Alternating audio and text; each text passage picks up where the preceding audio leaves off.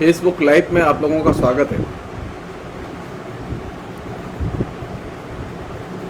आज की बातचीत का हम लोगों ने विषय रखा है सबाल्टर्न लेफ्ट और रामविलास शर्मा। सबाल्टर्न ऐसे इंटेलेक्चुअल्स का एक समूह है जो कि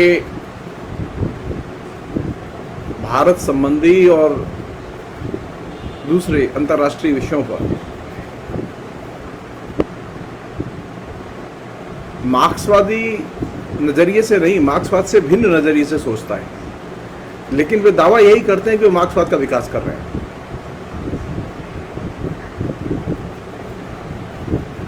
कल रामविलास शर्मा की पुण्यतिथि थी और मैं चाहता तो कल ही था बात करना, लेकिन क्योंकि मेरे दिमाग में दूसरी चीज़ चल रही थी इसलिए इसे रोका मैंने। और हमारे एक मित्र हैं, फेसबुक फ्रेंड हैं और बहुत अच्छे स्कॉलर हैं, नरेश गोस्वामी, जो CSDS में काम करते हैं।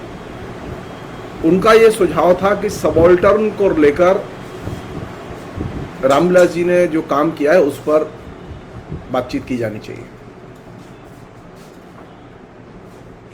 तो ये जो प्रोग्राम है ये नरेश गोस्वामी जी के लिए ही समर्पित है। ये उन्हीं के डिमांड पर ये प्रोग्राम हम कर रहे हैं। मैं नहीं जानता कि मैं उनके सुझाव के साथ कितना न्याय कर पाऊंगा, लेकिन एक चीज़ साफ है कि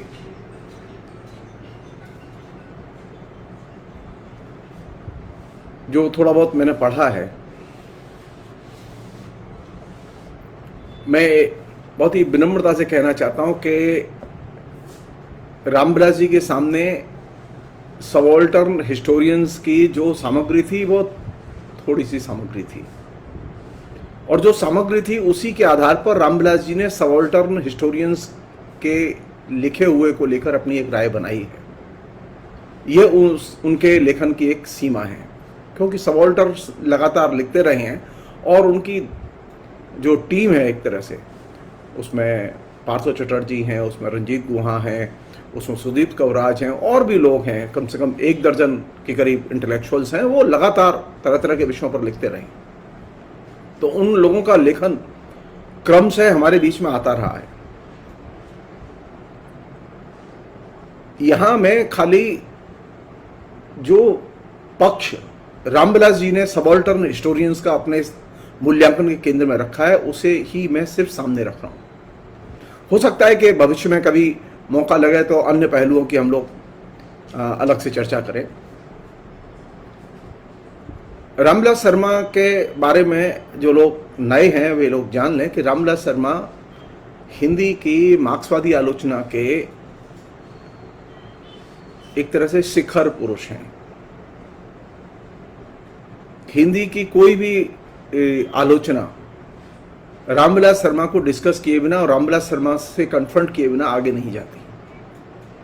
अगर हिंदी में लिटरेरी क्रिटिसिज्म लिखना है, हिंदी में कोई और सामाजिक सांस्कृतिक प्रश्न पर विचार करना है, तो रामविलास शर्मा एक महत्वपूर्ण प्रस्थान बिंदु है जिनसे कि हर शिक्षित इंटेलेक्चुअल को गुजरना होता है।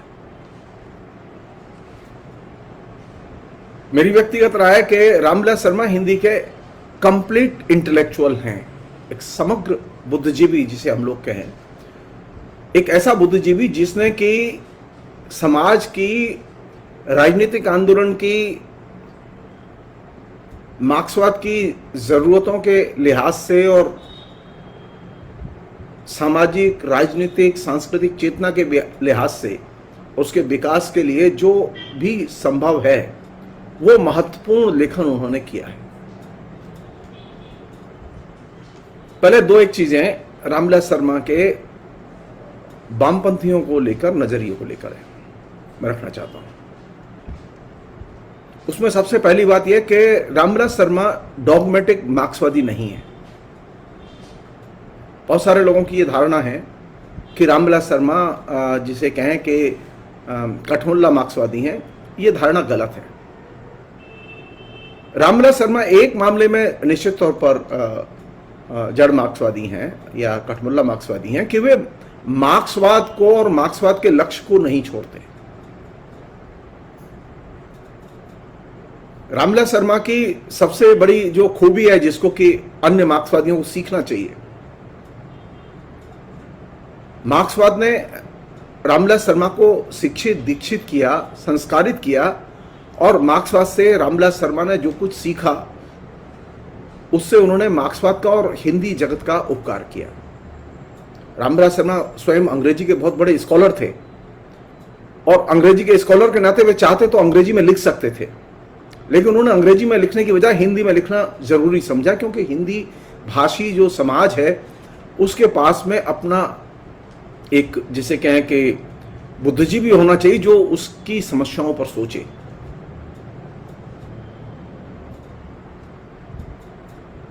तो रामविलास शर्मा के मार्क्सवादी दृष्टिकोण को लेकर कोई संदेह नहीं है। मार्क्सवादी के तौर पर रामविलास शर्मा एकदम अपना, जिसे कहें कि सैद्धांतिक नजरिया बनाए रखते हैं, लेकिन वे मार्क्सवाद के साथ में आलोचनात्मक संबंध बनाते हैं। हमारे यहाँ मार्क्सवाद के प्रति आलोचनात्मक संबंध बनाने की परंपरा हिंदी में खासतौर पर आलोचना में बहुत कमजोर है।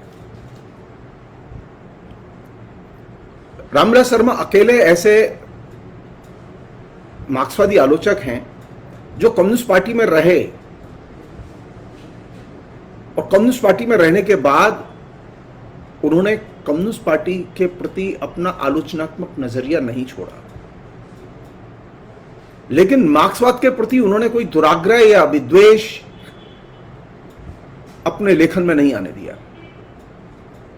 कम्युनिस्टों ने जब गलती की, रामविलास शर्मा ने उस पर टिप्पणियां की। एक मार्क्सवादी के लिए आलोचनात्मक विवेक का होना बेहद जरूरी है, यह बात रामविलास शर्मा से सीखनी चाहिए। अनेक प्रगतिशील मार्क्सवादी आलोचक हैं, अनेक प्रगतिशील हिस्टोरियन हैं मार्क्सवादी,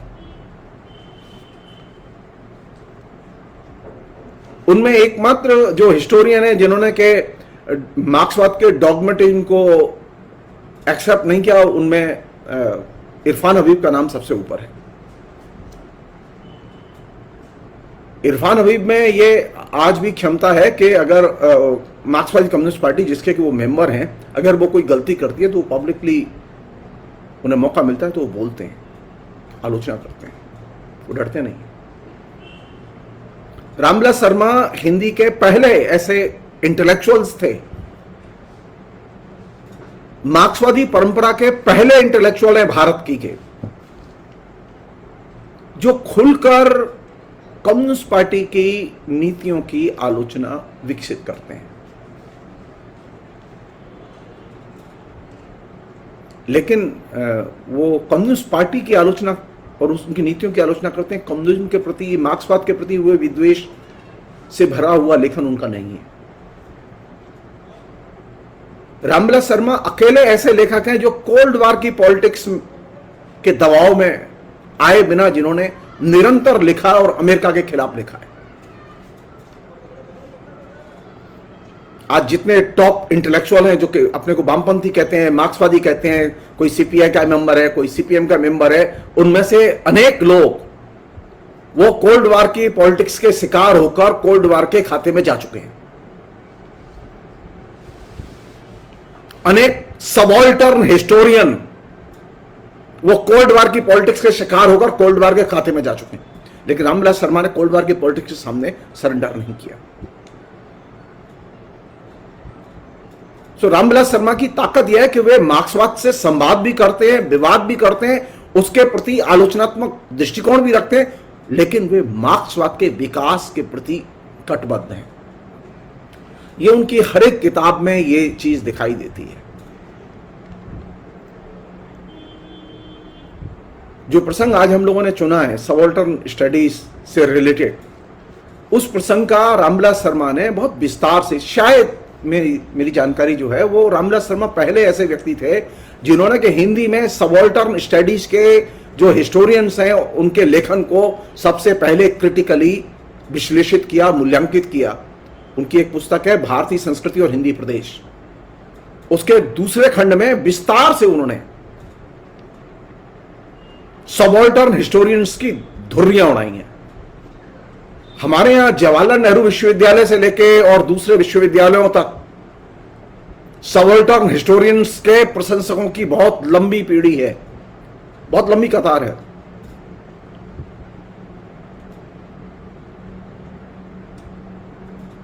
रामविलास शर्मा ने कम से कम ये काम, बहुत महत्वपूर्ण काम किया। संयोग की बात है कि इस काम की चर्चा ज्यादा नहीं हुई। एक आध लोगों ने रामविलास शर्मा की आलोचना लिखने की कोशिश की, लेकिन वो सफल नहीं हो पाए। कारण यह है कि रामविलास शर्मा एक चीज मानते हैं। वो चीज क्या है? रामविलास शर्मा ये मानते हैं कि जो कॉन्सेप्ट हैं और कॉन्सेप्ट, जिन कॉन्सेप्ट में मार्क्सवादी सोचते हैं, वे उन कॉन्सेप्ट को छोड़ने के लिए तैयार नहीं है। तो जो लोग मार्क्सवादी होने का दावा करते हैं, लेफ्ट होने का दावा करते हैं, ऑल्टरनेटिव दृष्टिकोण का दावा करते हैं, वे रामविलास शर्मा के यहां उन कसौटियों पर कसे जाते हैं जिसे हम लोग कॉन्सेप्ट कहते हैं। अवधारणाओं की कसौटी पर वे बात करते हैं। तो रामविलास शर्मा की ताकत कहां है? रामविलास शर्मा की ताकत यह है कि अगर आप रामविलास शर्मा को पढ़ते हैं और रामविलास शर्मा के डिस्कोर्स में या उनके विवाद में या उनके विचारधारात्मक संघर्ष में शामिल होते हैं, तो आपको अवधारणाओं की सही समझ होनी बेहद जरूरी है। रामविलास शर्मा की जो मूल्यांकन पद्धति है उसमें कॉन्सेप्ट और कॉन्सेप्ट की हिस्टोरिसिटी, उसकी ऐतिहासिक पृष्ठभूमि हो, ऐतिहासिक प्रक्रिया जिसमें वो कॉन्सेप्ट इवॉल्व हुआ है, इसे रामविलास शर्मा एकदम सेंटर में रखते हैं और हर किताब में ये उन्होंने पद्धति अपनाई है। वो आज के जो सो कॉल्ड वामपंथी लोग हैं उनकी तरह जिसे कहें कि विचलन भरी दृष्टि उनकी नहीं है। रामविलास शर्मा चाहते तो वो कुछ भी हो सकते थे। मैं सिर्फ एक उदाहरण दे रहा हूं आपको। रामविलास शर्मा को अपने जीवन में तकरीबन 11 लाख से अधिक के इनाम मिले और रामविलास शर्मा ने अपने सारे इनाम गरीबों की शिक्षा के लिए दान कर दिए। उन्होंने कोई पैसा नहीं लिया। हिंदी के जो लेखक, भारत के जो बुद्धिजीवियों का एक बड़ा हिस्सा जो इनामों की तरफ भागता है, हम किसके लिए लिखते हैं? हम किसके लिए बोलते हैं? हम किसके लिए काम करते हैं? हम जनता के लिए काम करते हैं। जनता की सामाजिक चेतना के उन्नति के लिए काम करते हैं और उसकी सामाजिक उन्नति के लिए लिखते हैं। हम पुरस्कार के लिए नहीं लिखते। हम इसलिए नहीं लिखते कि हमारी पुस्तक पाठ्यक्रम में लगाई जाए। ये जो अप्रोच थी रामविलास शर्मा की, ये अप्रोच बहुत महत्वपूर्ण और मूल्यवान अप्रोच है। रामविलास शर्मा ने कोई किताब पाठ्यक्रम के लिए नहीं लिखी, लेकिन आज स्थिति यह है कि हिंदी का कोई भी पाठ्यक्रम, खासतौर पर इतिहास और आलोचना का आधुनिक काल का पाठ्यक्रम, रामविलास शर्मा के बिना पढ़ा ही नहीं सकते।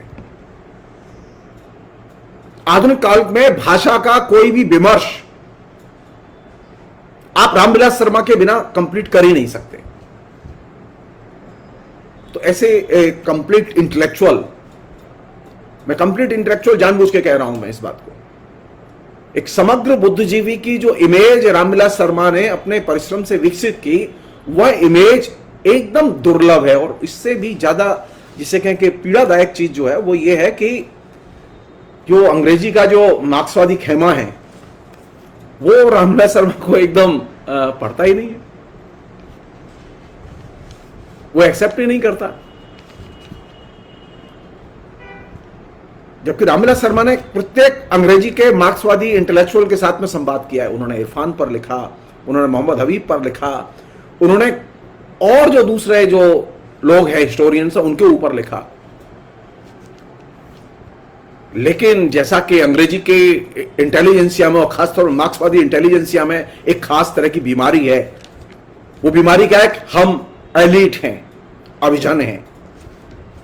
मैं बहुत विनम्रता से कहना चाहता हूं कि रामविलास शर्मा ने सरकार से कोई पैसा नहीं लिया और इतना बड़ा काम किया।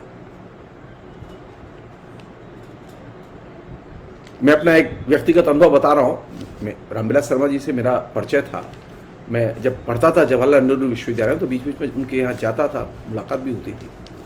तो जब मेरी पहली बार नौकरी कलकत्ते में लगी एज ए लेक्चरर, तो मैं उनसे मिलने गया और कहने गया कि अब मैं कलकत्ता जा रहा हूँ दिल्ली छोड़ के। तो बहुत खुश हुए कि चलो तुम लेक्चरर तो हो गए। तो बोले कि अब तुम बाकी काम छोड़ दो, लिखने पढ़ने का काम करो। मैं अखबारों में लिखता था, वो दैनंदिन मेरी मतलब पेट पूजा के लिए बहुत जरूरी था, बहुत लिखता था अखबारों में। मैंने 3 साल अखबारों में बिल्कुल जम के लिखा। ऐसा लिखा कि हर सप्ताह संडे का दिन मेरा होता था, कोई हिंदी का अखबार नहीं होता था जिसमें मेरा आर्टिकल ना हो। रामविलास जी को एक चीज पसंद नहीं थी कि मैं अपनी एनर्जी अखबार में व्यर्थ में खर्च करूं। तो उन्होंने कहा कि अब तुम्हारी शुरुआत यहां से होती है कि तुम अपने को अब एकेडमिक्स के काम में लगाओ। और मैंने निश्चित तौर पर उनकी बात रखी। था तो मुझे अखबारों से पैसे मिलते थे, इतने ज्यादा पैसे मिलते थे कि मेरी लेक्चरर की तनख्वाह उतनी नहीं थी, उससे ज्यादा पैसे मुझे अखबारों से पारिश्रमिक के तौर पर आते थे। लेक्चरर की पोस्ट पर जब अपॉइंट हुआ था तो मुझे सिर्फ 2200 रुपए मिलते थे, और अखबारों में लिखते हुए मुझे हर महीने कभी 4000 रुपए, कभी 5000 रुपए, कभी 6000 रुपए, कभी 3000 रुपए हर महीने आते थे। मैंने लेक्चरर की तनख्वाह से ज्यादा पैसे आते थे, लेकिन मैंने रामविलास जी की बात मानी, क्योंकि वह एक गंभीर सजेशन था कि अगर आपको गंभीर लेखन करना है तो एकेडमिक्स में घुसो। रामविलास शर्मा से हिंदी के इंटेलेक्चुअल, हिंदी के लेखक बहुत कुछ सीख सकते हैं, हिंदी के शिक्षक बहुत कुछ सीख सकते हैं। हिंदी के ही नहीं, बाकी विषयों के शिक्षक भी बहुत कुछ सीख सकते हैं।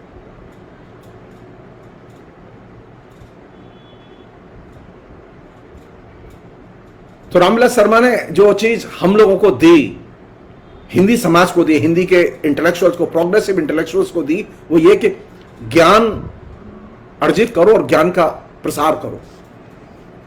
मार्क्सवाद को अर्जित करो और मार्क्सवाद का प्रसार करो साधारण लोगों के बीच में। और आलोचनात्मक नजरिए का कभी परित्याग मत करो। कठिन से कठिन परिस्थिति में भी आलोचनात्मक नजरिए का परित्याग मत करो। और यह बहुत महत्वपूर्ण चीज थी।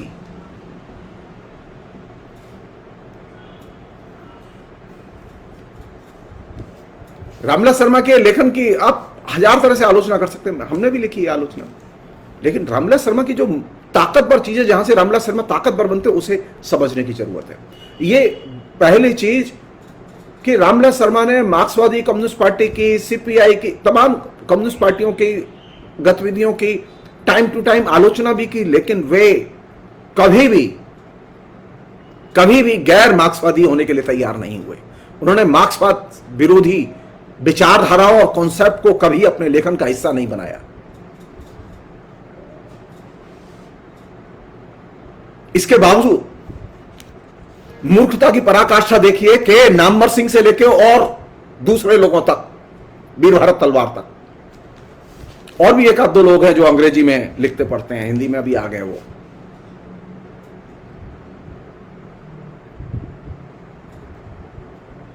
उन्होंने रामविलास शर्मा की अवैज्ञानिक आलोचना लिखी।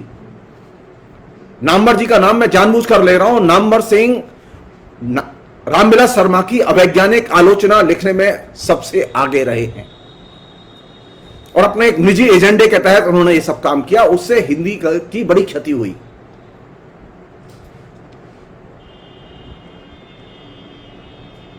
तो बुनियादी बात यह है कि रामविलास शर्मा से सीखने के लिए हमारे पास बहुत कुछ है, और जिसमें कि मैंने जैसा कि ये विषय चुना है सबाल्टर्न स्टडीज वाला, इस सबाल्टर्न स्टडीज का जो एरिया है जिसको सबाल्टर्न पहली बार हाथ लगाते हैं, nation, nationality, freedom movement, anti imperialist struggle, peasant movement, ये तमाम चीजों को जिनको वो हाथ लगाते हैं, रामविलास शर्मा पहले हिंदी के आलोचक है जो इन विषयों पर उनके आने के पहले लिख चुके थे, सबाल्टर्न स्टडीज के शुरुआत के पहले लिख चुके थे।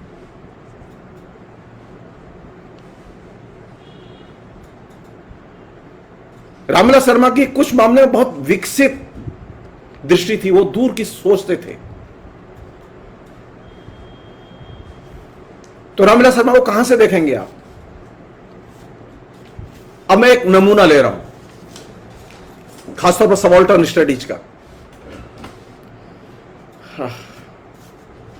जो सबाल्टर्न स्टडीज के लोग हैं उन पर बात करते समय, जैसा कि मैंने शुरू में कहा, मैं फिर रिपीट कर रहा हूं, सबाल्टर्न स्टडीज के लोगों ने, यानी पार्थो चटर्जी, सुदीप कवराज और दूसरे लोगों ने, रंजीत गुहा, इन लोगों ने अनेक बहुत सारी चीजें लिखी हैं, लेकिन रामविलास शर्मा के पास में जो सीमित सामग्री थी, उस सामग्री के आधार पर जो कुछ इनका उस समय पब्लिकेशन था, उसके आधार पर जो उन्होंने समझ बनाई कुछ बुनियादी कॉन्सेप्ट को लेकर, उसी तक हम ये बातचीत सीमित रखेंगे। और इसमें सबसे बढ़िया तरीका क्या होगा कि चूंकि अभी किसान आंदोलन चल रहा है, लंबे समय से किसान आंदोलन चल रहा है, दिल्ली के बॉर्डर पर पिछले नवंबर से 25-26 नवंबर से किसान, कई हजार किसान धरना दिए बैठे हैं। तो हमें जानना चाहिए कि किसान आंदोलन के प्रति हमारा क्या नजरिया होना चाहिए और सबाल्टर्न स्टडीज के लोगों का क्या नजरिया था।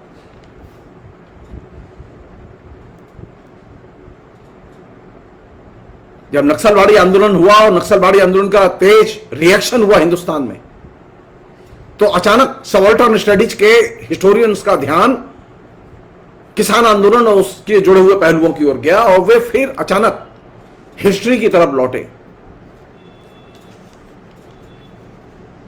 और जब वे हिस्ट्री की तरफ लौटे किसान आंदोलन को लेकर, तो उन्होंने इतिहास में जो विभिन्न अवसरों पर जो किसान आंदोलन हुए, बड़े मिलिटेंट आंदोलन हुए, उनके विस्तार से उन्होंने मूल्यांकन और चर्चाएं की।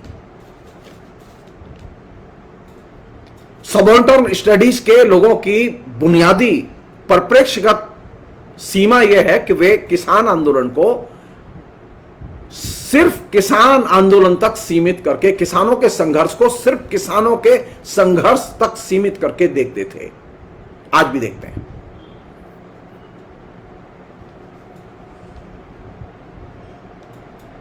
फ्रीडम मूवमेंट के दौरान 1857 के पहले, 1857 के बाद, 47 के पहले, 47 के बाद जो किसान आंदोलन शुरू हुए, जिनका के विभिन्न रूपों में जिक्र मिलता है सबाल्टर्न स्टडीज के आलोचकों के यहां, रामविलास शर्मा ने उनके उस दृष्टिकोण की तीखी आलोचना करते हुए एक बहुत महत्वपूर्ण पहलू की तरफ ध्यान खींचा है। और वो ध्यान क्या है कि ये जो स्वाधीनता आंदोलन के दौरान जो किसान आंदोलन थे, वे किसान आंदोलन सिर्फ किसान चेतना को ही व्यक्त नहीं कर रहे थे, बल्कि वे फ्रीडम मूवमेंट की चेतना को भी व्यक्त कर रहे थे।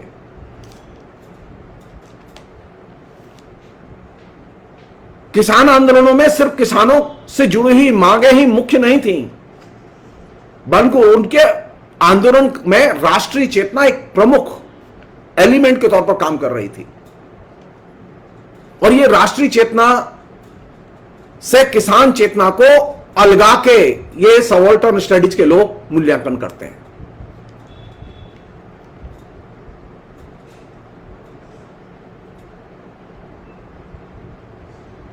किसान आंदोलन की साम्राज्यवाद विरोधी भी भूमिका हो सकती थी और हुई, लेकिन किसान आंदोलन की साम्राज्यवाद विरोधी भूमिका को सबाल्टर्न स्टडीज के लोग स्वीकार नहीं करते।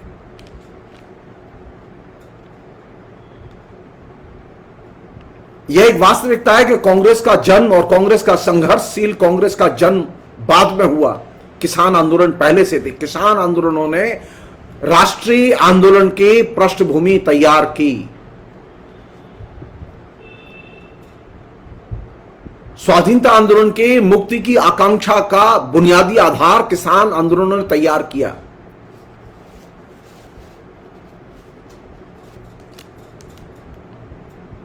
सबाल्टर्न स्टडीज के लोगों ने जो सबसे खतरनाक काम किया वो ये किया कि किसान की जो एक क्लास की कैटेगरी थी, जो कि ट्रेडिशनली मार्क्सवादी लोग इसी तरह सोचते थे, उन्होंने एक क्लास की कैटेगरी में किसान को देखने से डिनाई किया और इसकी तीखी आलोचना रामविलास शर्मा ने की। जो सबाल्टर्न स्टडीज के लोगों ने लिखा उसमें उनके लेखन के केंद्र में समुदाय की धारणा केंद्र में रही है कि किसान जो आंदोलन करते रहे वो समुदाय के तौर पर आंदोलन करते रहे। रामविलास शर्मा ने लिखा कि अगर आप किसान को समुदाय मान लेंगे तो सबसे बड़ा काम क्या करेंगे आप? सबसे बड़ी क्षति क्या होगी? किसान को समुदाय मान लेने से सबसे बड़ी क्षति होगी कि किसान को उसके उत्पादन के साधनों से वंचित कर देना।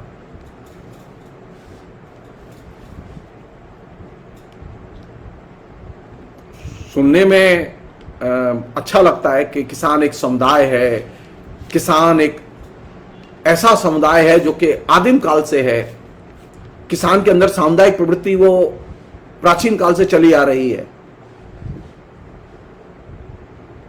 ये रंजीत गुहा, पार्थो चटर्जी और डेविड हार्डीमैन और धनगरे आदि ने जो लेखन किसान आंदोलनों के संदर्भ में लिखा, उसकी तीखी आलोचना रामविलास जी ने की और उन्होंने एक सवाल, बड़ा सवाल खड़ा किया।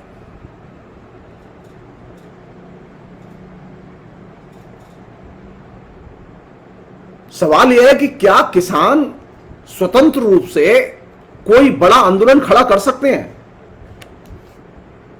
क्या वे कोई विद्रोह कर सकते हैं?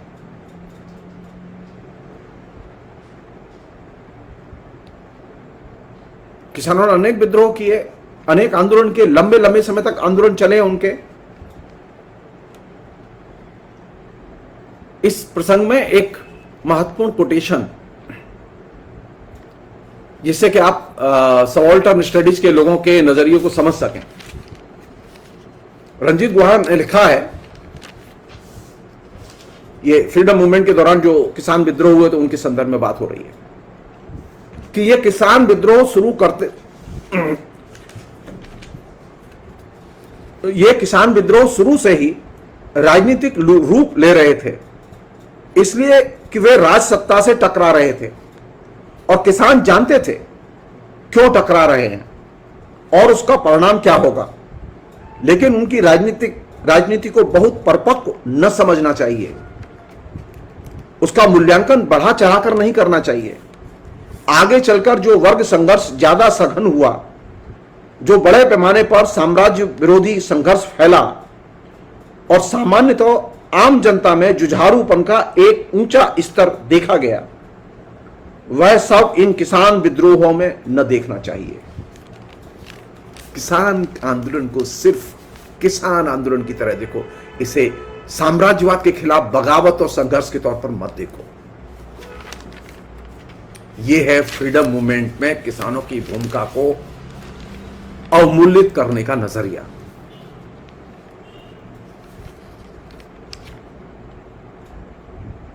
सवाल यह, किसान क्या कोई अकेले आंदोलन करते हैं क्या?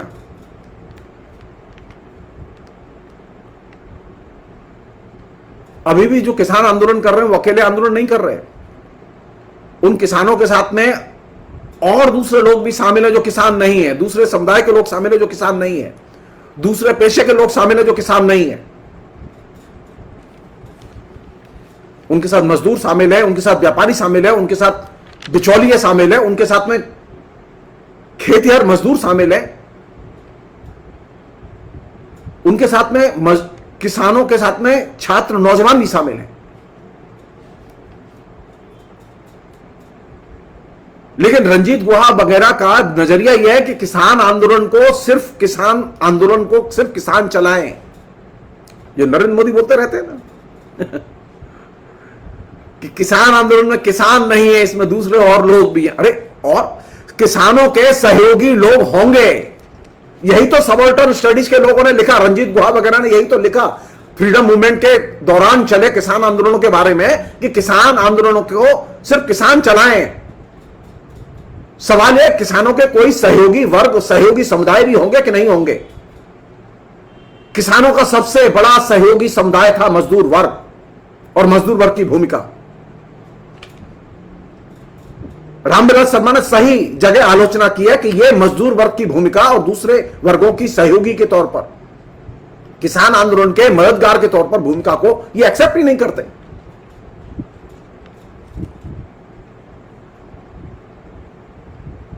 एक और चीज है, मतलब मैं अजीब मतलब फीलिंग बता रहा हूं मैं आपको। मैं जब किसान आंदोलन से संबंधित उनके लेखन को देख रहा था, कभी मौका लगा तो विस्तार से उसकी बात करूंगा मैं।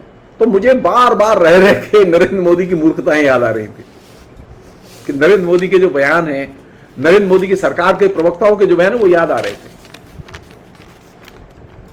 भारत में जो किसान है वो किसान एक जैसा नहीं है। भारत में किसान के साथ में उसकी प्रांतीय संस्कृति और प्रांतीय सभ्यता, जिसे हम लोग नेशनलिटी की कल्चर कहते हैं, जिसे हम लोग जातीयता की संस्कृति कहते हैं, वो जातीयता की संस्कृति और जाति संस्कृति का बोध गहरे जुड़ा हुआ है।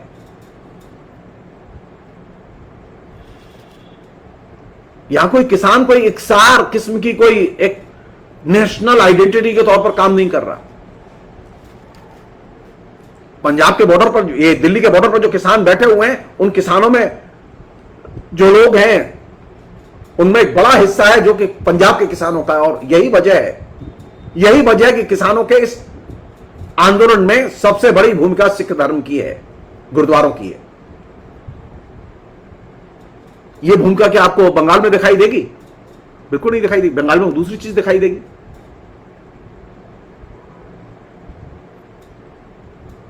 तो ये जो सबाल्टर्न स्टडीज के लोग हैं, ये किसानों के अंदर जो मौजूद जो जाति या नेशनलिटी के जो वैविध्य है, नेशनलिटी की कल्चर के साथ में किसान आंदोलन का जो एक इंटीग्रेशन है, किसानों के चरित्र पर जो उसका असर है, उसे एकदम अनदेखी करते हैं उसकी।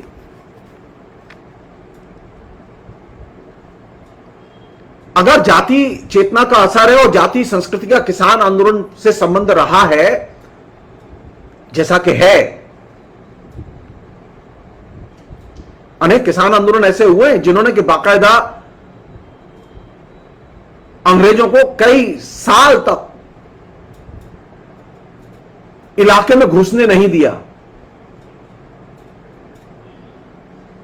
इस तरह की बगावत, विद्रोह की भावना किसानों में रही है कि नहीं, अंग्रेज नहीं आ सकते, अंग्रेजों का कानून हमारे यहां नहीं चलेगा। साल भर, 2 साल, 3 साल, 4 साल, 6 महीने, ये लगातार विद्रोह इस तरह के इलाके को कब्जे में करके होते रहे। और इस विद्रोह की अपनी अलग नेशनलिटी के हिसाब से उसकी अपनी अलग अलग नेचर होती है। तो किसान इकसार किस्म की कोई वर्ग नहीं है। किसान की नेचर अलग अलग है। उसके साथ में उसकी जाति संस्कृति का गहरा संबंध है, जिस जाति संस्कृति को ये लोग स्वीकार नहीं करते। एक अन्य चीज जिसको कि ये लोग स्वीकार नहीं करते, जिसकी तरफ रामविलास जी ने ध्यान खींचा है, वो ये कि वामपंथियों में 2 तरह के लोग हैं। वामपंथियों में एक तरफ तो वे लोग हैं जो कि मार्क्सवादी हैं, जो किसान और मजदूरों की यूनिटी और एकता पर जोर देते हैं, उनके संघर्षों के बीच में एकता पर जोर देते हैं। एक तरफ त्रोत्स्की पंथी भी हैं। त्रोत्स्की पंथी जो है वो सिर्फ मजदूरों की एकता और मजदूरों की क्रांति पर ही जोर देते हैं। वो किसानों की मदद पर जोर नहीं देते, किसान मजदूर एकता पर जोर नहीं देते।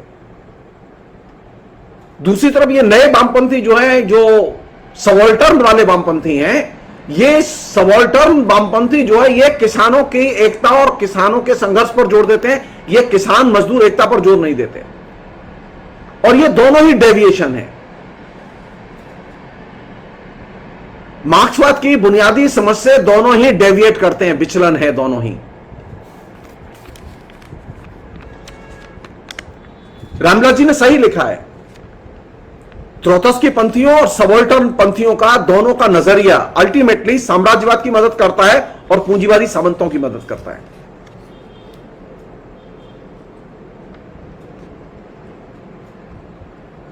इसलिए ये जिसे कहें कि बहुत ही फैशनेबल है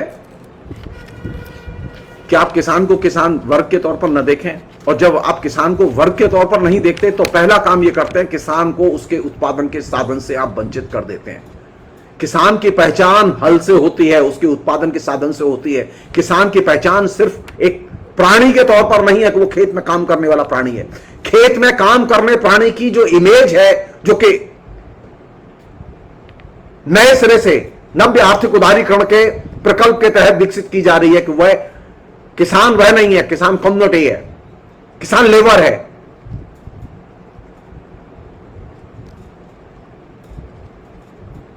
किसान न लेबर है, न किसान समुदाय है, किसान वर्ग है। और वर्ग इसलिए क्योंकि उसके पास में अपना उत्पादन का साधन है, वो उत्पादन के साधन से जुड़ा हुआ किसान के उत्पादन का साधन है हल। जिस किसान के पास हल नहीं है वो किसान नहीं है। तो उत्पादन के साधनों से वर्ग को जोड़कर देखने की जो पद्धति मार्क्सवाद ने विकसित की थी, सबॉल्टर्न स्टडीज के सो कॉल्ड लेफ्ट थिंकर इसे डिनाई करते हैं, और यह उनके उस किसान संबंधी नजरिए की सबसे बड़ी वीकनेस है। अब एक अन्य पहलू और बहुत ही दिलचस्प पहलू, वो ये कि एक सज्जन है, बहुत बढ़िया इंटेलेक्चुअल है, बेनेडिक्ट एंडरसन। उन्होंने एक पुस्तक लिखी है इमेजिन्ड कम्युनिटी, कल्पित समुदाय, और यह पुस्तक 1983 में प्रकाशित हुई। और इस पुस्तक पर बहुत विस्तार से लोगों ने अपने अपने तरीके से लिखा, और यह पुस्तक एक तरह से सबॉल्टर्न स्टडीज के लोगों के यहां गीता की तरह रिसीव की गई है।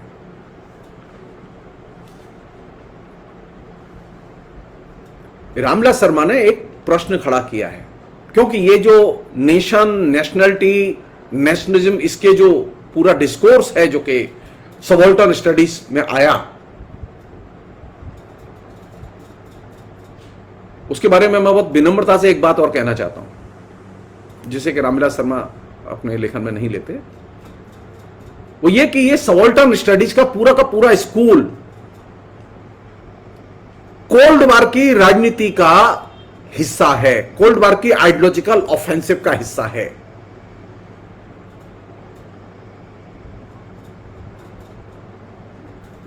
नेशन के कॉन्सेप्ट को अस्वीकार करना, नेशनलिटी के कॉन्सेप्ट को अस्वीकार करना, नेशनल मूवमेंट की जो भूमिका है उसे अस्वीकार करना, ये सारा का सारा जो प्रपंच है जो कि सबॉल्टर्न स्टडीज के लोगों के यहां है, इसकी सबसे पहली जिसे कहें कि आइडियोलॉजिकल अभिव्यक्ति ये कल्पित समुदाय की धारणा में व्यक्त हुई। अभी हम जो पोस्ट मॉडर्न कंडीशन में जो राष्ट्र के पराभव को देख रहे हैं, राष्ट्र राज्य के पराभव को देख रहे हैं, जातीयताओं के पराभव को देख रहे हैं, इसकी एक तरह से आइडियोलॉजिकल ग्राउंड बनाने में इन लोगों की बड़ी भूमिका है। ये मैं इसे एक षड्यंत्र के तरह नहीं देख रहा हूं, लेकिन ये एक वास्तविकता है कि ये चाहने न चाहने के बावजूद डायरेक्ट इनडायरेक्ट जैसे भी है, ये कोल्ड वार की पॉलिटिक्स के दायरे में चले गए। मैं फेसबुक पर लिख चुका हूं और वो अवेलेबल भी है मेरे ब्लॉग में कि गायत्री चक्रवर्ती स्पिवाक जो स्वयं सबॉल्टर्न स्टडीज का हिस्सा रही है, उन्होंने रेने वेलेक संबंधी जो अपने लेक्चर दिए जो कि किताब के तौर पर अवेलेबल हैं, उसमें वो किस तरह से कोल्ड वार की पॉलिटिक्स के इंपैक्ट और उसके एरिया को खोलती हैं। संयोग की बात है कि वो सारे के सारे दृष्टिकोण और वो एरियाज वो सबॉल्टर्न के यहां भी मिलते हैं।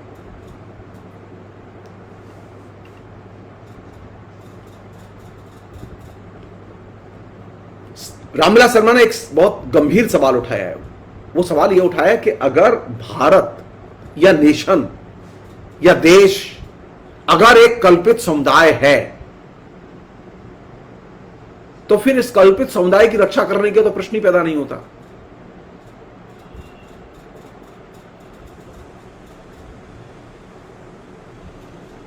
आप देश की रक्षा क्यों करना चाहते हैं? आप देश को क्यों बनाना चाहते हैं?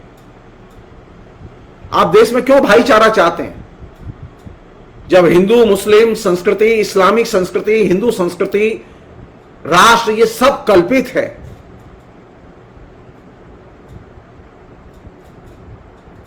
तो फिर किसकी जरूरत है? क्या यह संभव है कि हम पूरे के पूरे पास्ट से अपने को एकदम विच्छिन्न कर दें? या फिर यह हमसे क्यों कहा जा रहा है कि पास्ट को एकदम गलत तरीके से देखो?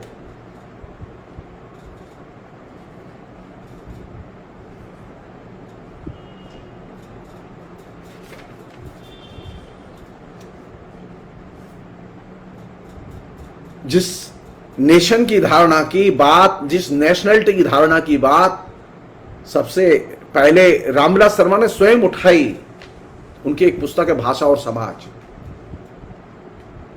उसमें उन्होंने विस्तार से इस पहलू पर लिखा है। सबाल्टर्न स्टडीज के लोगों के आने के पहले लिखा है। वे जानते थे कि ये एरिया हैं जो जहां पर के डिस्प्यूट आएंगे, क्योंकि भारत में संभवतः वे अकेले ऐसे इंटेलेक्चुअल हैं जो कि कोल्ड वार की पॉलिटिक्स और उसके आइडियोलॉजिकल एजेंडे को सबसे बेहतर ढंग से जानते थे।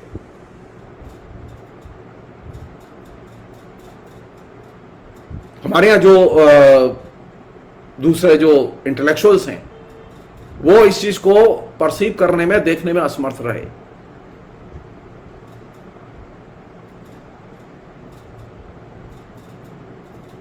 तो बुनियादी सवाल क्या है कि क्या भारत या कोई भी देश एज एक कल्पित समुदाय है? क्या जाति गठन की प्रक्रिया वैसे ही हिंदुस्तान में शुरू हुई है? नेशनलिटी के निर्माण की प्रक्रिया वैसे ही शुरू हुई है, या नेशन के निर्माण की प्रक्रिया वैसे ही शुरू हुई है जैसे यूरोप में हुई थी?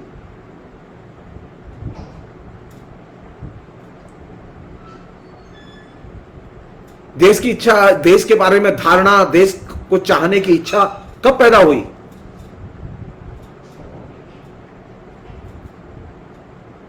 हम देश को कब जानने की हमारे अंदर इच्छा पैदा हुई? आधुनिक काल में अंग्रेज आए इसके कारण। हम आधुनिक क्यों बने और कैसे बने? अंग्रेजों के कारण। हमारे पास जो कुछ मॉडर्न आया वो किस लिए आया? अंग्रेजों के कारण।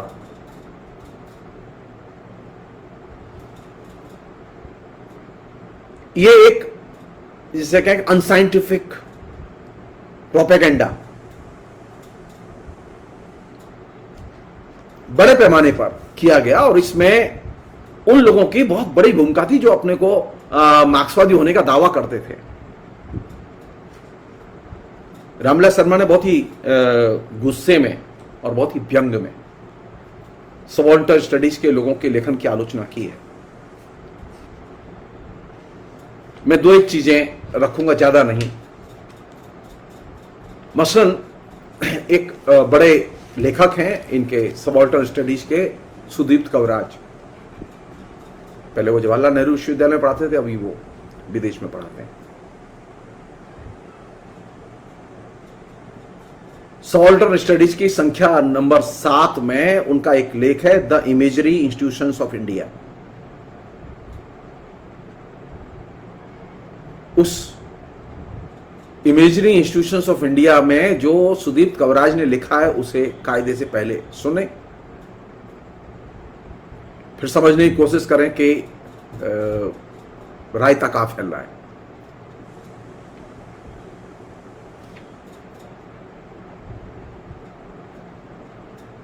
सुदीप्त कवराज का जो ये लेख the imagery institution of India है, जिसके भारत नाम का काल्पनिक संस्थान, हिंदी में उसका शीर्षक ये होगा,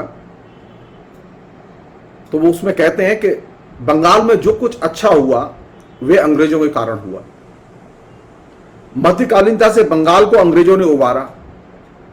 अंग्रेजी पढ़े लिखे लोगों में जातीयता का भाव अंग्रेजी विद्या पढ़ने से पैदा हुआ, लेकिन वह विद्या पढ़कर बंगाल के बुद्धिजीवी अंग्रेजों को ही आंख दिखाने लगे। यह बात सुदीप्त कवराज को बर्दाश्त नहीं है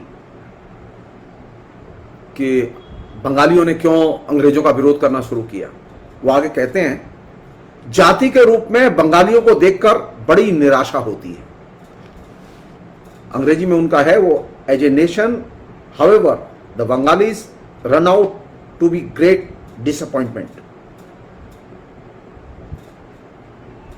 सवाल यह निराशा का कारण क्या है, किस बात से निराशा होती है?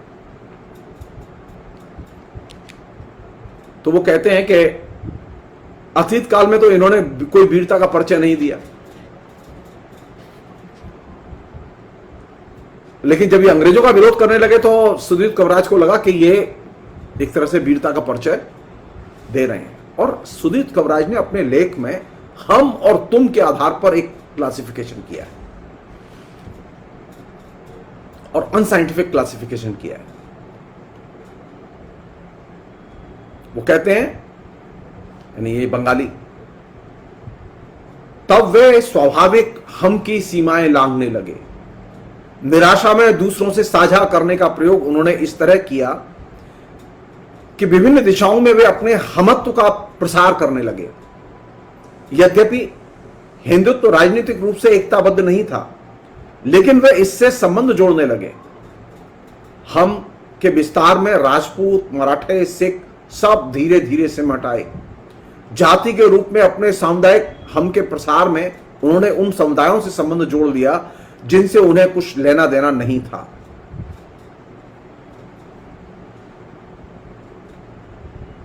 ये जो सुदीप कवराज का जो लेख है, the imagery institution of India, subaltern studies के 7 नंबर इशू में, उसके पेज नंबर 16 में ये बात उन्होंने लिखी है। अगर आप ये जो सुदीप कवराज ने जो बात कही है उसका एक गंभीरता से मूल्यांकन करें आप, तो उनका मानना यह है कि बंगाल के लोगों को बंगाल के बाहर अपने संबंध नहीं रखने चाहिए। बंगाल के लोगों को सिर्फ बंगाल के अंदर ही संबंध रखने चाहिए। उनकी आलोचना किस बात पर कि बंगाल के लोग नवजागरण के दौरान बंगाल के बाहर भी लोगों से संबंध संपर्क रख रहे थे, और ये जो बंगाल के लोगों का बंगाल के बाहर के लोगों से संपर्क संबंध रखना ही संकीर्णता है और ये उनका दोष है। वो कहते हैं, कोट, यदि भारतवासी उसी ढंग से सोचते जैसे बंगाली पहले सभी विषयों के बारे में सोचते थे, तो भारतीय राष्ट्रवाद नाम की कोई चीज होती ही नहीं। बंगाली बुद्धिजीवी जब ब्रिटिश अन्याय के विरुद्ध लड़ने का आह्वान करते थे, तब भी उनका हम शुरू में ही बहुत ही सीमित था और संकीर्ण था, यानी पैरोकियल था।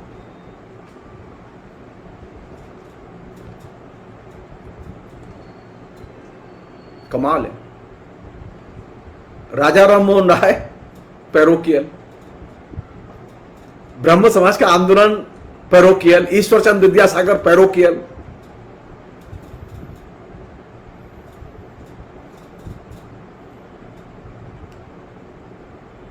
आधुनिक राष्ट्र की, नेशन की और आधुनिक नेशनलिज्म की फीलिंग को जिन लोगों ने क्रिएट किया, बंगालियों ने,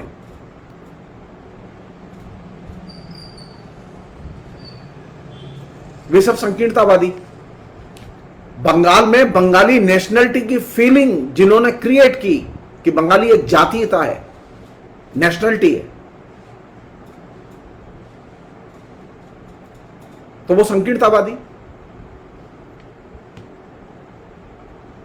और यदि वे बंगाली लोग राष्ट्र का अंग बनने की कोशिश करें, यानी राष्ट्र माने हम, राष्ट्र का अंग बनने की कोशिश करें तो अवैज्ञानिक। पहली बार राष्ट्र के तौर पर बंगालियों ने आधुनिक काल में आवाज उठाई। सुदीप कवराज की दृष्टि में यह आवाज उठाना एक संकीर्णतावादी कदम था।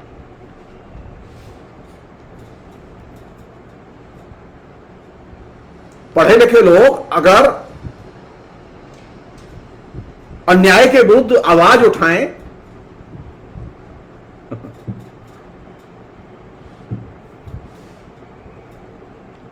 तो ये जघन्य अपराध है।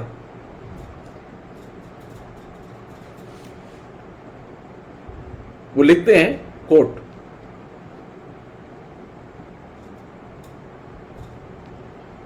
पढ़े लिखे लोग यदि आम जनता पर होने वाले अन्याय के विरुद्ध आंदोलन करते हैं तो यह भी उनका अक्षम्य अपराध है। जो अंग्रेजों की नौकरी करते थे, जो तरक्की करते हुए अच्छी नौकरियां पाना चाहते थे, वे अंग्रेजी राज का मुकाबला कैसे कर सकते थे? बंगाली समाज उनके लिए एक अमूर्त धारणा थी। उसके प्रति अन्याय की बात सूली की तरह पीठ पर लाद कर वे उपनिवेशवाद का विरोध करने लगे। वही पेज नंबर 15।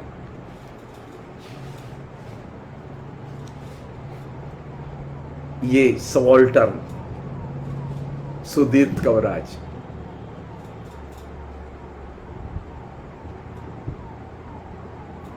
बंगाली जाति के रत्न। कहीं आपको आलोचना मिलेगी इनकी? जो सरकारी नौकरी करते हैं उन्हें अन्याय के खिलाफ में बोलने की आजादी होनी चाहिए और थी, और लोगों ने ये रिस्क उठाई। आज भी लोग ये रिस्क उठाते हैं।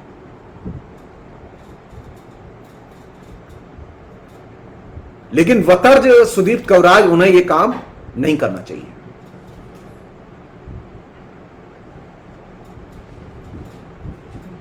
एक और चीज है, बहुत ही इंटरेस्टिंग चीज है, जिसका कि उन्होंने अपने तरीके से रिजल्ट निकाला है सुदीप कवराज ने। वो ये कि ये सच है कि जब भारत में आधुनिक भारत की शुरुआत हुई और आधुनिक भारत के युग निर्माता के तौर पर राजा राममोहन राय का पदार्पण हुआ, तो राजा राममोहन राय और उसके बाद में एक पूरी की पूरी पीढ़ी पैदा हुई, पूरी एक परंपरा पैदा हुई कि सब लोग अपने अपने तरीके से भारत की खोज कर रहे हैं और सब भारत की खोज करते हुए अतीत में जा रहे हैं। अतीत के तरह तरह के नए नए संदर्भ खोज कर ला रहे हैं, जिस और उसमें वे अपने देश को देख रहे हैं।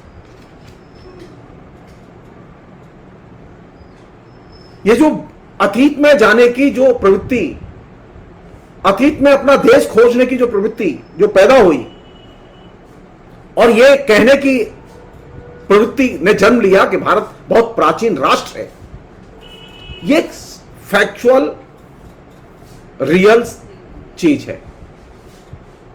लेकिन सुदीप कवराज को ये एक्सेप्टेबल नहीं है। वो कहते हैं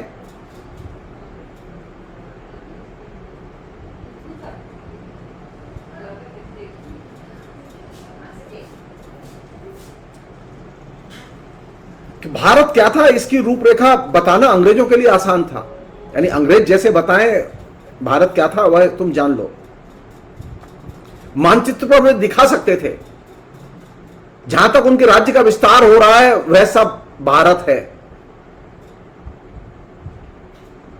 लेकिन जवाहरलाल नेहरू जैसे राष्ट्रवादी आंतरिक कारण ढूंढते थे और यहां वे घपला करते थे।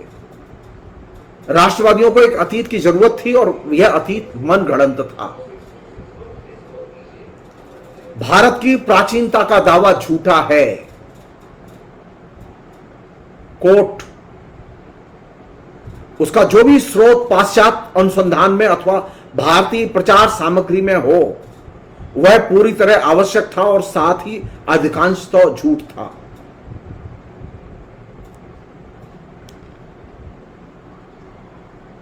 वो लिखते हैं अंग्रेजी में उनके शब्दों में, what ever is source in Western scholarship or Indian publicistic material, this pretense of Indian antiquity was entirely necessary and at the same time largely false. यानी जो भारत के अतीत की कल्पना, भारत के अतीत की खोज आधुनिक काल में शुरू हुई, भारत के इतिहास की खोज शुरू हुई, भारत के इतिहास को खोजते हुए जो तथ्य प्राचीन काल से जुटाए गए, नवजागरण के पूरे डिस्कोर्स का हिस्सा ही हुआ था, वो सारा का सारा फॉल्स। सच क्या है? सच वह है जो अंग्रेज बताएं। यह है सबाल्टर्न दृष्टिकोण। लिखा किसने? महान मार्क्सवादी आलोचक सुदीप कवराज।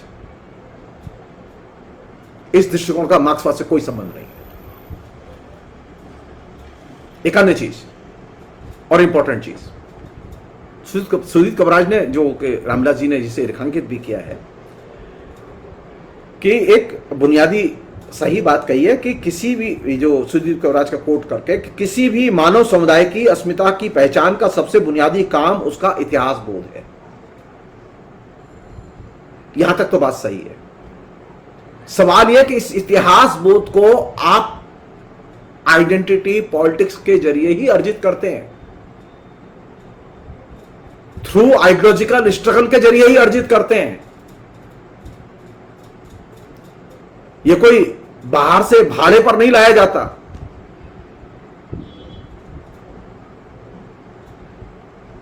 और जब आप इतिहास बोध अर्जित करना, जिसका काम शुरू हुआ आधुनिक काल में, इतिहास बोध को अर्जित करने का काम शुरू हुआ, तो इस इतिहास बोध को अर्जित करते समय अनेक बहुत सारी ऐसी भी चीजें आई जो कि गैर जरूरी हैं, अप्रासंगिक है। लेकिन इंपॉर्टेंट चीज कौन सी थी?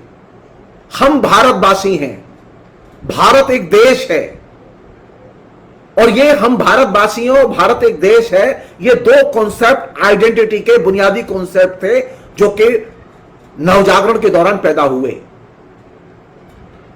ये फॉल्स नहीं है। इनसे जुड़ा हुआ इतिहास बोध फॉल्स नहीं है। इनसे जुड़ी हुई प्राचीन सामग्री फॉल्स नहीं है।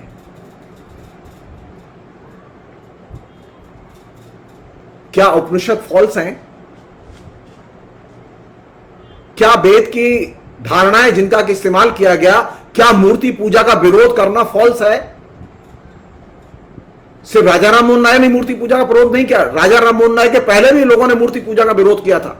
और राजा राम मोहन राय, ईश्वरचंद विद्यासागर और दूसरे लोगों ने नवजागरण में जो मध्यकालीन टेक्स्ट का जो बार बार इस्तेमाल किया, वो इसलिए इस्तेमाल किया कि इतिहास बोध अर्जित करना पड़ता है। वो कोई विरासत में नहीं मिलता, आपको बार बार उसे परिभाषित करना पड़ता है कि आज हमारे लिए कौन सी चीज रिलेवेंट है। उसे बार बार आपको वर्तमान के नजरिए से उसका पुनर्मूल्यांकन करना होता है। प्रश्न यह है कि ये जो सुदीप्त कवराज, पार्थो चटर्जी या गायत्री चक्रवर्ती स्पीवाक या दूसरे लोग सबाल्टर्न स्टडीज के नाम पर जो ये नेशन और कल्पित नेशन, कल्पित समुदाय का जो ये फ्रॉड कर रहे हैं, क्यों कर रहे हैं? क्या लक्ष्य है इसका? इसका ग्रांड नैरेटिव से संबंध है। वो ग्रांड नैरेटिव क्या है? वो न्यू लिबरलाइजेशन का ग्रांड नैरेटिव है जो कि नेशन स्टेट के कॉन्सेप्ट को नहीं मानता। वो ग्रांड नैरेटिव है कि नेशन और नेशनलिटीज की भूमिका को एक्सेप्ट मत करो। वो कोल्ड वार का नैरेटिव है। तो जाने अनजाने सबाल्टर्न स्टडीज के लोग अपने इन कॉन्सेप्ट के जरिए किस दायरे में चले जाते हैं? वे उस दायरे में चले जाते हैं जहां उन्हें जाना नहीं चाहिए। वे कोल्ड वार के दायरे में चले जाते हैं।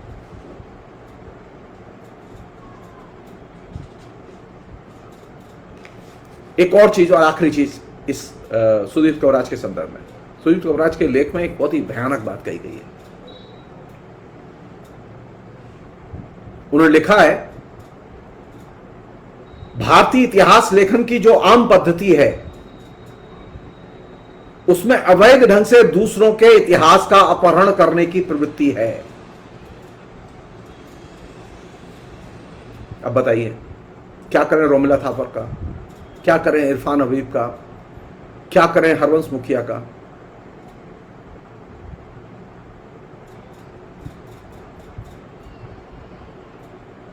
ये जो तमाम लोग जो कि जिन्होंने इतिहास लिखा और महत्वपूर्ण इतिहास लेखन का काम किया, तो भारतीय इतिहास लेखन की जो आम पद्धति है, ये सुदीप कवराज के उसी लेख से है। वो क्या है? वो दूसरों के इतिहास का अपहरण करने की प्रवृत्ति है।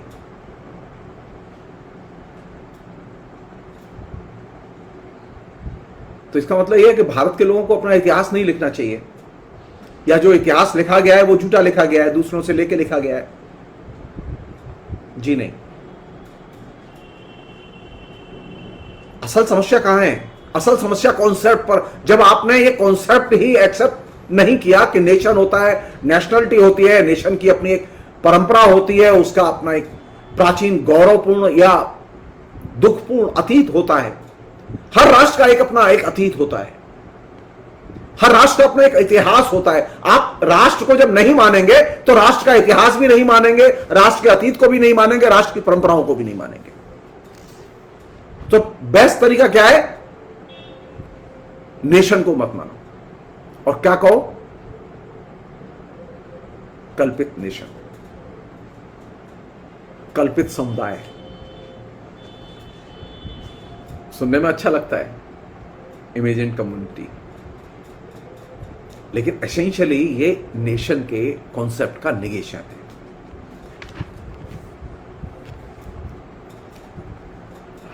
एक अन्य चीज कह के और मैं ये बातचीत फिलहाल रोकूंगा। मैं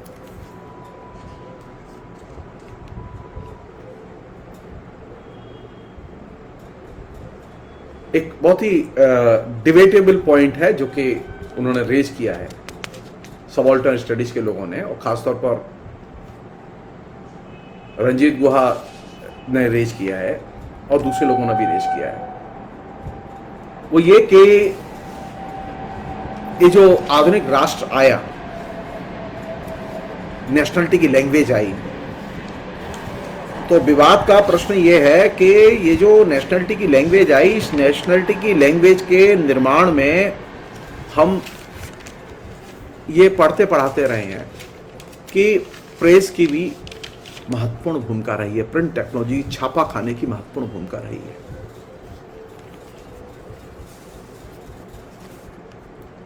सवाल यह है कि क्या भारत में छापा खाने की भूमिका महत्वपूर्ण है या जनसंपर्क की भूमिका महत्वपूर्ण है नेशनलिटी के निर्माण में, नेशनलिटी की लैंग्वेज के निर्माण में, जिसे हम लोग जातीय भाषा कहते हैं। उस जातीय भाषा के निर्माण में, जिसको के रामविलास जी ने बहुत बारीकी से, उन्होंने एक डिबेट को दूसरे एंगल से देखा है। वो ये मानने के लिए तैयार नहीं है कि सिर्फ छापे खाने की मशीन वो राष्ट्रीयता और राष्ट्र के निर्माण की धुरी हो सकती है। जातीय भाषा के निर्माण की धुरी है जनसंपर्क की भाषा।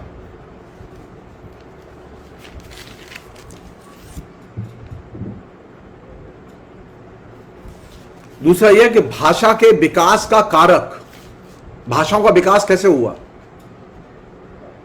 सत्ता के जरिए भाषा का विकास होता है या जनसंपर्क के जरिए भाषा का विकास होता है?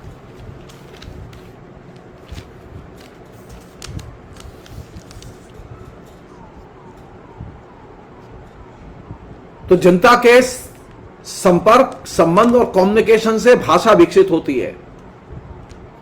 मीडिया उसको अभिव्यक्ति देता है, मीडिया उसका पूरक है, मीडिया उसका गाइड नहीं है, मीडिया वहां पर सेकेंडरी है।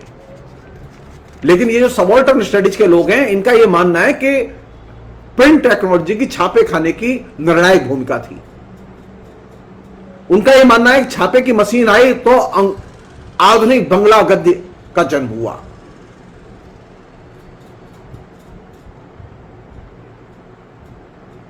छापे की मशीन आई, उसके साथ साथ एक और चीज आई जिसे हम लोग फोर्ट विलियम कॉलेज कहते हैं। सो आधुनिक बंगला के गद्य के निर्माण में किसकी भूमिका है? फोर्ट विलियम कॉलेज के गद्य लेखकों की।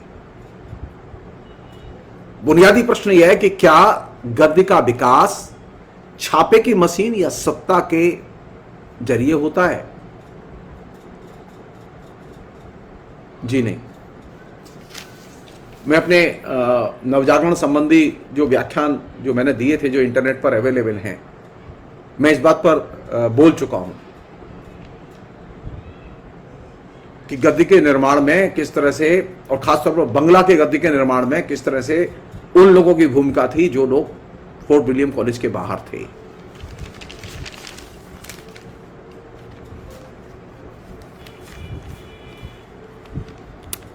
अगर गद्य के निर्माण की भूमिका देखनी होगी तो गद्य के लिए कौन सी चीज जरूरी है? गद्य के लिए बाजार जरूरी है। छापे की मशीन तो ठीक है, छापे की मशीन तो सिर्फ वहीं होगी जब प्रिंट होगा। प्रिंट में शब्दों की पुनरावृत्ति होती है, छापे के जरिए वहां से वह एक वैधता अर्जित करते हैं। लेकिन असल चीज कौन सी है, जहां से कि भाषा अपनी ऊर्जा ग्रहण करती है, भाषा अपना विकास करती है, भाषा अपना जनाधार बनाती है, वह अखबार नहीं है, वह टेलीविजन नहीं है। किसानों के पास कोई टेलीविजन नहीं है। अभी जो किसान आंदोलन चल रहा है, पिछले 6 महीने से चल रहा है ये दिल्ली के बॉर्डर पर, इनके पास में कोई टेलीविजन नहीं है, टेलीविजन में कोई कवरेज नहीं है इनका।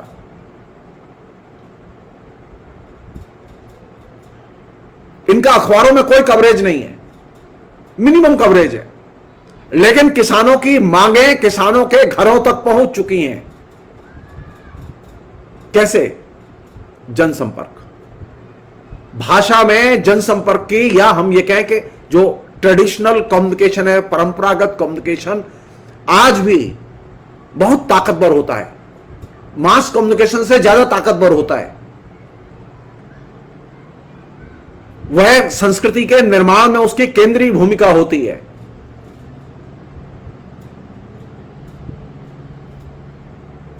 रामचरितमानस के लेखक के पास में छापे की मशीन नहीं थी, लेकिन रामचरितमानस सबसे ज्यादा जनप्रिय ग्रंथ हुआ। गांव गांव अनपढ़ से अनपढ़ आदमी भी रामायण के बारे में जानता है और रामायण की चौपाइयां जानता है।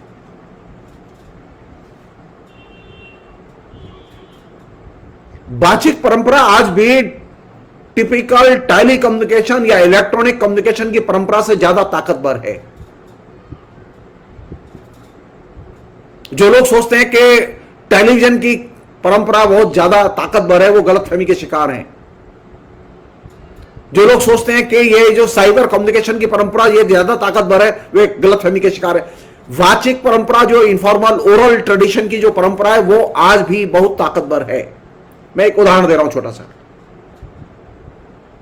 भारत सरकार या कोई भी सरकार लाख विज्ञापन चिपकाए कि फलां खाद लगाने से ज्यादा फसल पैदा होती है, लाख प्रोपेगेंडा करे टेलीविजन से, लाख प्रोपेगेंडा करे रेडियो से, किसान उसे मानने के लिए तैयार नहीं होता। किसान अपने पड़ोसी किसान से पूछता है क्या तुमने ये खाद लगाई है? वो कहता है मैंने नहीं लगाई, तो किसान नहीं लगाता। अगर वो कहता है कि हाँ मैंने लगाई है और इससे उत्पादन बढ़ा है, तो वो उस फिर खाद का उपयोग करता है। किसान का अपने सहकर्मी, अपने साथ काम करने वाले किसान, अपने पड़ोसी किसान के वक्तव्य पर ज्यादा विश्वास है टेलीविजन के या होर्डिंग पर लगे हुए विज्ञापन की तुलना में। इसलिए यह बेहद जरूरी है हम ये लोग समझने हैं कि आधुनिक गद्य के विकास में, गद्य ये सच है कि प्रिंट के बाद लिखा गया, लेकिन गद्य तो बोला जाता था। सब लोग कविताएं में थोड़ी बोलते थे, गद्य में ही बोलते थे। वो एक हिस्टोरिकल कंडीशन थी कि प्रिंट ने उसे आर्टिकुलेट किया, लिपिबद्ध करने में मदद की। लेकिन प्रिंट उसका निर्धारक, बुनियादी निर्धारक तत्व नहीं है। बुनियादी निर्धारक तत्व है यथार्थ और यथार्थ के संबंध, और यथार्थ के साथ लेखक के संबंध। आधुनिक गद्य तब लिखा जाता है जबकि आप यथार्थ को जानते हो। आप टेलीविजन सुन के गद्य नहीं लिख सकते।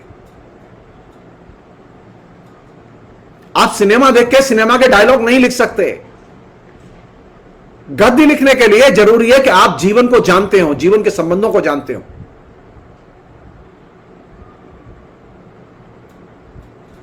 एक उदाहरण दे रहा हूं मैं आपको।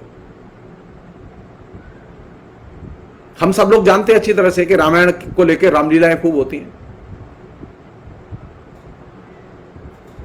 वाल्मीकि ने, जिसने रामायण लिखी, उसने भी रामचंद्र जी को नहीं देखा था। रामचंद्र जी वाल्मीकि से कई लाख साल पहले हो गए थे। ठीक यही दशा बाकी रामायण, जो विभिन्न किस्म की सैकड़ों रामायण प्रचलन में है, उनके लेखकों की है। किसी ने भी राम को नहीं देखा। इवन यहां तक कि जो रामलीला करते हैं लोग, जो रामलीला की स्क्रिप्ट लिखते हैं और जो रामलीला का मंचन करते हैं, उनमें से किसी ने भी राम को नहीं देखा।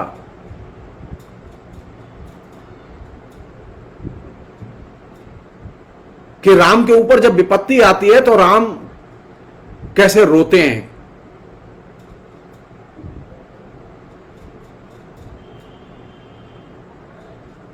भरत ने नाट्य शास्त्र में और नाट्य शास्त्र की परंपरा का जिन्होंने रस की परंपरा का जिन्होंने विकास किया है, लिखा है, उन्होंने इस सवाल पर विचार किया है और इस पर बहुत बहस हुई है। वो प्रश्न क्या था? प्रश्न ये था, रस कहां होता है? रस क्या टेक्स्ट में होता है? रस क्या नायक के अंदर होता है? रस क्या वो जो लेखक जिसने लिखा है उसके अंदर होता है? रस कहां होता है? जब रामलीला में कोई दृश्य मंचित हो रहा होता है तो रस कहां होगा? अधिकांश लोग एक मत हैं कि रस सहृदय में होता है। आज लोग जैसे रोते हैं, ठीक पात्र वैसे ही रोएंगे और अभिनय करेंगे तो वह रस की सृष्टि करेगा। पात्रों का हंसना, रोना, गुस्सा करना, पात्रों की भाषा की शैली वो किससे तय हो रही है? वो वर्तमान से तय हो रही है, वो मीडियम से तय नहीं हो रही। रामायण में पात्रों के बारे में जैसा लिखा गया है वैसा वे अभिनय नहीं करते।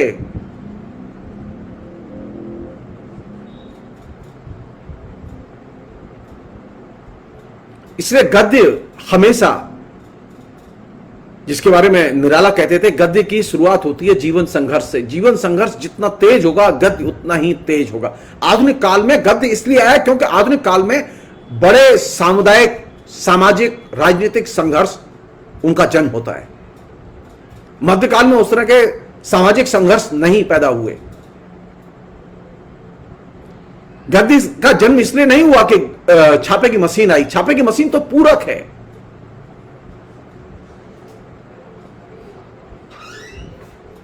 गद्य के विकास में जन संघर्षों की बहुत बड़ी भूमिका है, क्योंकि आप यथार्थ के करीब जितना जाएंगे, यथार्थ को जितना ही एक्सप्लोर करेंगे, जानने की कोशिश करेंगे, उसके साथ में संवाद करेंगे, उसके साथ में कन्फ्रंट करेंगे, गद्य का उतना ही तेजी से विकास होगा। तो ये सबाल्टर्न स्टडीज के लोगों का ये मानना कि छापे खाने के आने के बाद गद्य का विकास हुआ, ये धारणा बुनियादी तौर पर सही नहीं है।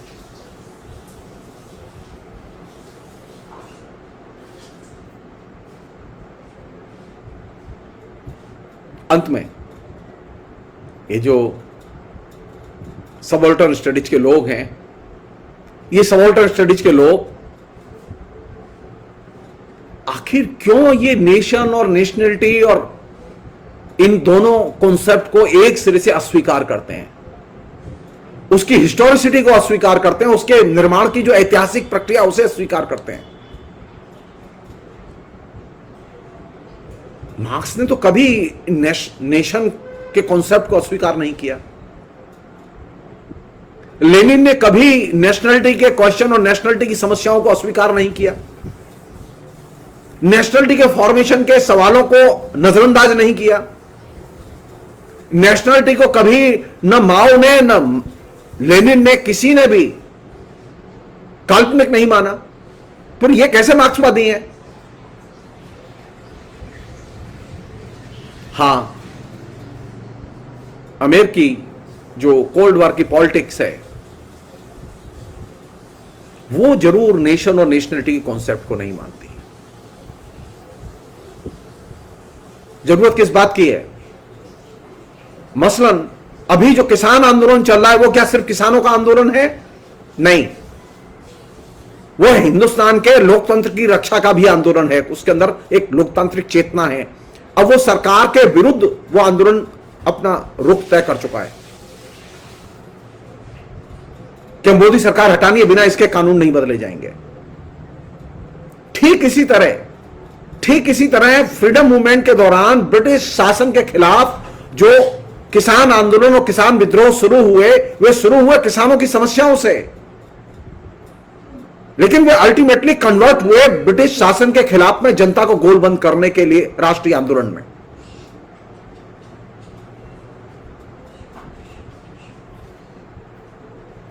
तो हम जो चेतना हमारे पास होती है वो चेतना लोकल चेतना नहीं होती, वो किसी छोटे समूह विशेष की चेतना नहीं होती, बल्कि हम एक ऐसे समाज में, एक आधुनिक समाज में रहते हैं जिसमें कि चेतना का दायरा विश्व परिदृश्य से और विश्व की परघटनाओं से जुड़ा हुआ है। हम विश्व को प्रभावित करते हैं और विश्व से प्रभावित भी होते हैं, और यही वजह है कि हम इस विश्व को बदलना भी चाहते हैं। तो ये जो सबाल्टर्न है, सबाल्टर्न के पास में इस दुनिया को बदलने का कोई नजरिया नहीं है, कोई नजरिया नहीं है। रामविलास शर्मा ने इस मामले में सबाल्टर्न स्टडीज के लोगों की जो आलोचना की है, बहुत मूल्यवान आलोचना है, उसे कायदे से पढ़ा जाना चाहिए। हमारे देश के लिए कौन सी चीज जरूरी है? हमें नेशन भी चाहिए, हमें स्टेट भी चाहिए, हमें राष्ट्रीय संप्रभुता भी चाहिए, और इससे भी बड़ी चीज हमें डेमोक्रेसी और डेमोक्रेटिक राइट्स भी चाहिए। ये हमारे लिए काल्पनिक चीजें नहीं है, ये कल्पित समाज की चीजें नहीं है।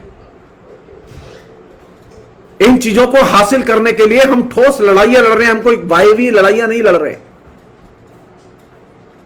तो इसलिए नेशन को एक कल्पित नेशन के तौर पर, राष्ट्रीय समाज को एक कल्पित समाज के तौर पर आप चिन्हित करके आप फर्श के नीचे खिसका नहीं सकते।